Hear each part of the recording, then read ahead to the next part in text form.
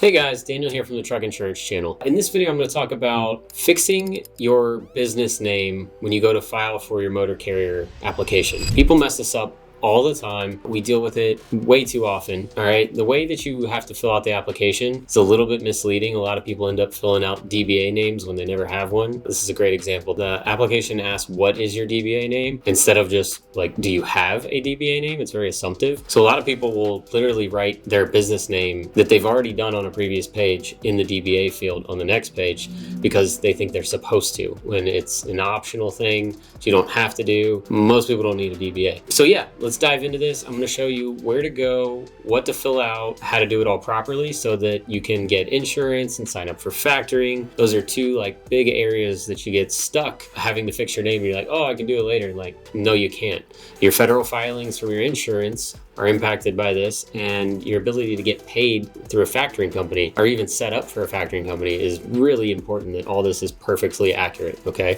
Everything needs to be spelled, capitalized, everything perfect, spaced, punctuated, whatever, okay? That's why it's really important to just keep a super simple, low-profile business name. You don't need some long thing with a bunch of amperstamps or anything crazy, right? No special characters, no apostrophes, like just keep it simple. It should be something you can easily say over the phone when you're trying to book a load, so that one, you can get the load, and then two, you can get paid so that when they write the check, it's to the right company and you can actually cash it, right? Or it goes to the factoring company and gets funded.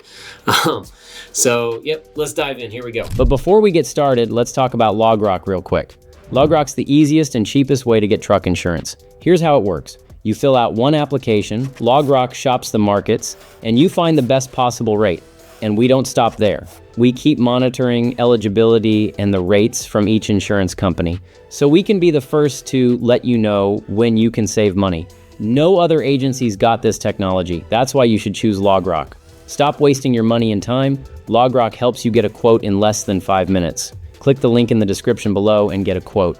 All right, so quick search on Google and you wind up here on the FMCSA website. There are tons and tons of DOT service providers that will charge you for this. It is completely free as long as your application is still pending. And if you found this video because you're trying to figure out how to do this on your own and you're already active, you've been running, something's come up, you need to change your business name for whatever reason, this is the same process, but if you're in that boat, you actually do have to pay for it. It's like $14 or something like that. But if your application is pending, you haven't been active yet, and you're trying to go active, it's free. So many people mess this up. The FMCSA just makes it free. So that's kind of nice, right? How do I change the name on my FMCSA registration? Well, it's not just one click and you're done. There are literally 2 forms you have to do. One of them is available online if you have your DOT PIN number, which you can get reset by email nowadays. So it's kind of nice. It's possible. I'll do that PIN reset in another video. But one, you have to update your DOT. The other, you have to update your operating authority, right? You know how you have a DOT number and an MC number? Those aren't exactly the same thing, okay? One is DOT, one is operating authority. And again, like this is for people that are applying for motor carrier authority. Application is currently pending, and you're probably doing like general freight or something interstate, for hire, all that, right? So keep this simple. First thing you're going to do is either go online and do an MCS 150, which you can do through the FMCSA portal. You should have gotten logins to that when you completed your FMCSA application. If not, you can download the form, fill it out, along with the operating authority, like record update, this MCSA 5889. So let me show you. This is an MCS 150. This is a 5889. Both have to be done to get your name updated on the DOT and the operating authority. You can't do one, all right? Well, you can do one, but then like it's not gonna fix anything. You need both done, all right? And it even says on here, address change, name change, whatever, it costs $14. That is true unless your application is in pending status, right?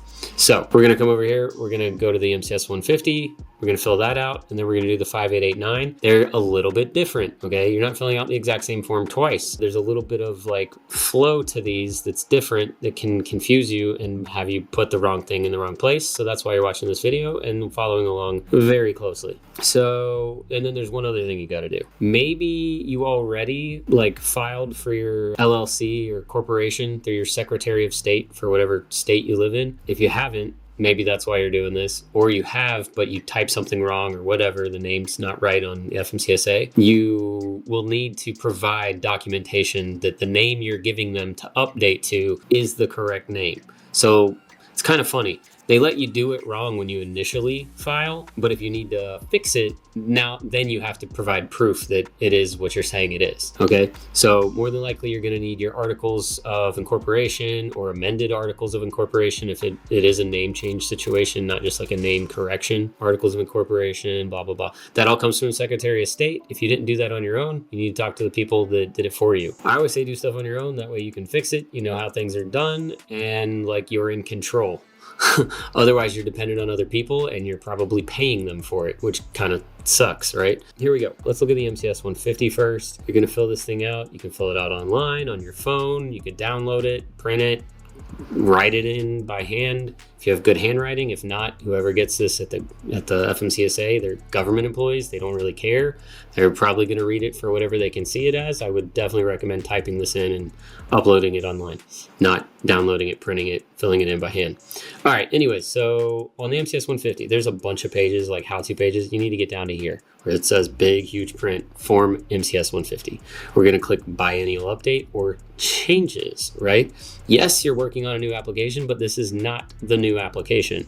We're making changes to your pending application. Legal business name. This is the actual change right here. All right, this is a little bit different than the 5889. It asks you for like your current information and then what you need to change. This is just whatever you put in here. This is what the system's going to be updated with.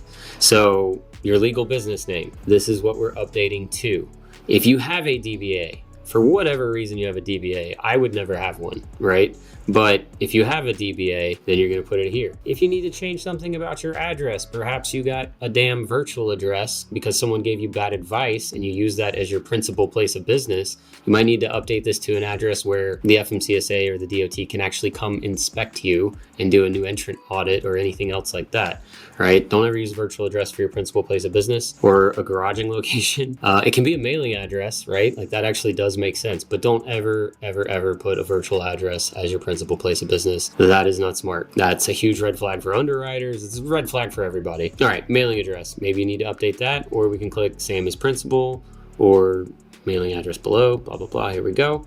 All right, contact numbers. If you leave these blank, it's going to delete whatever you have in the system. So make sure this, like if you want it to stay the same, match what it is in there currently. Put in your DOT number, put in your MC number. Don't put in MC and then the numbers, just put the numbers. Dun & Bradstreet number, if you have one, EIN or tax ID number, same thing, FEIN. You can put that in there. Your email address where you want to be contacted. You don't need to fill in this. If you're an interstate carrier, that's probably who I'm talking to if you're watching this. If you're something else, then that's on you. Figure that part out. Authorized for hire, that's what you're looking for. General freight. If you Christmas tree this thing, God bless your soul. Underwriters will hate you and you won't have options for insurance, and the few options you do get will cost more. So don't click everything, all right? If you're doing general freight, click general freight. If you're doing motor vehicles, click motor vehicles. If you're doing those two things, right? Maybe you have two trailers, cool. All right, but you don't need to select every single other thing on here or add in a bunch of extras. Just don't do that. We're not touching hazardous materials unless that's what you do. If you need help with insurance, I can't help you with hazmats. Don't want to.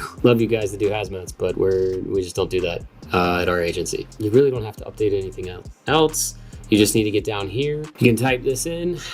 My name's Daniel. Signature, might have to use like a signature application or something. Title could be owner, president, member for the LLC, CEO, whatever you call yourself. Put that in there and date it, okay?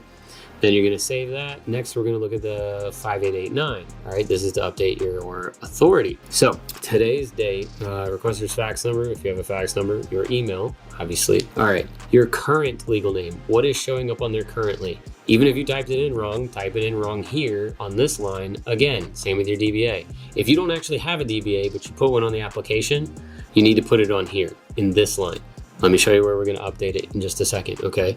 Your DOT or your MC, your DOT. Hopefully you don't have an MX, RFC, or God forbid an FF number. Do MCs and FFs together.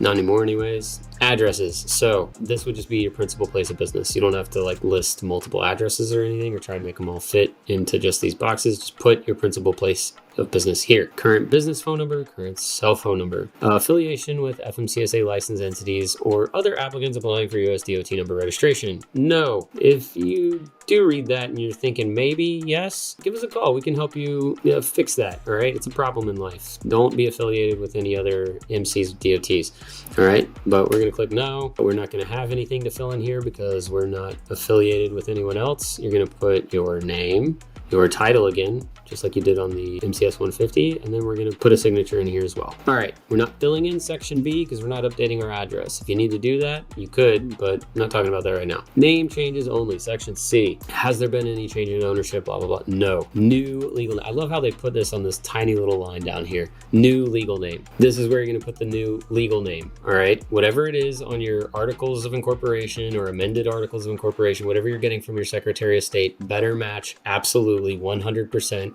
perfectly right here. If there is also a DBA name, for whatever reason you want to have a DBA name, can't think of any good ones, then you would put that there. All right. This should be different than what is up here because this is the current legal name, current DBA that is currently listed that you originally typed in, potentially wrong or just didn't have updated at the time. Down here, this is where the new ones are going, new one or ones, right? All right, boom, section C. Done. All right. You don't have to put in any credit card information again because this is free because you're applying for authority. Now, if you're watching this and you've been active or you're currently active and you still need to change your name, then yes, you do need to fill this out. It's going to cost you $14. Okay. And that's it. Save these and get your articles or amended articles of incorporation. And then from this page, and all this will be linked in the description below, easy access to all this stuff, you're going to go to the FMCSA Contact Center, which is this page. You're going to carefully fill this out. Email address, your first name, your last name, DOT, MC, skip, DOT, all right, inquiry type. I like to use operating authority because that's like more complicated. And then because you could select just DOT, but that's not the scenario. I need to change or update my operating authority information. Name, boom, this is exactly where you need to be. And in here, you're going to say, I need to change my business name. Period. Keep it simple. Don't write a book. They don't need to know your life story. Just that's it. Next, attach documents.